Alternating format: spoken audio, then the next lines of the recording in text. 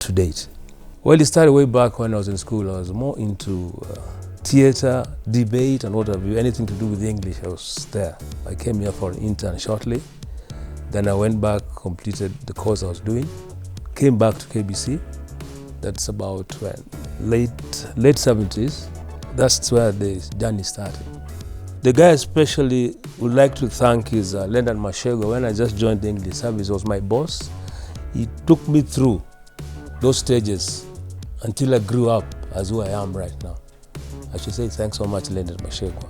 There used to be heavyweights here. Talk of Jojo Pio, Mikola Miao, Abdul Haq, all those guys. I found them here, Ben Murid. There are many I can't mention them, but they were very good. They inspired me a lot. On KBC, I've worked on almost all the shows, but I started off with Beat Time. You know, I was young then. So that's the time that music with a beat for the youth.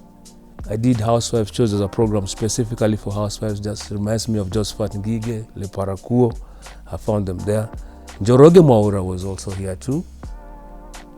From Housewives, I came to Lunchtime. Actually, I've done almost all the programs here. But what has made me more popular then was Late Date. But right now is Sundowner, which I think people still love up to this moment. I rarely go out to those functions that they normally have because of the people. I'm sort of reserved as such. So I tend to be more in the studio than outside. But the feedback has been fantastic. Guys come all the way from Mombasa, Nakuru, name it. We had a program of the same, that was way back. It used to be called Yours for the Asking, sponsored by John Arun Mwau. You know that guy? We used to go to Nakuru, Mombasa, all over the country, doing similar thing that Sundowner is doing right now, and the feedback was fantastic. I've interviewed almost all the heavyweights when it comes to the music industry. Most of them have died, of course. And there's a program that made me more popular than all. You know, then there was only English, Swahili, and these other stations. So most guys tend to listen to English service that time.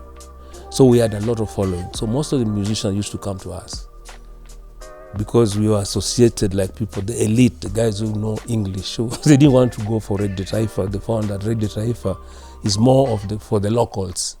So that's how we became very popular. Well, those days, those guys, they knew what they were doing.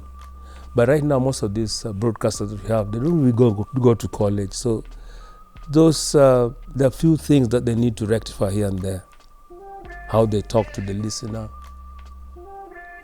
But those guys, they went to college, they went to wherever, they knew all the principles of broadcasting. Guys who like to venture into this, they have to be disciplined.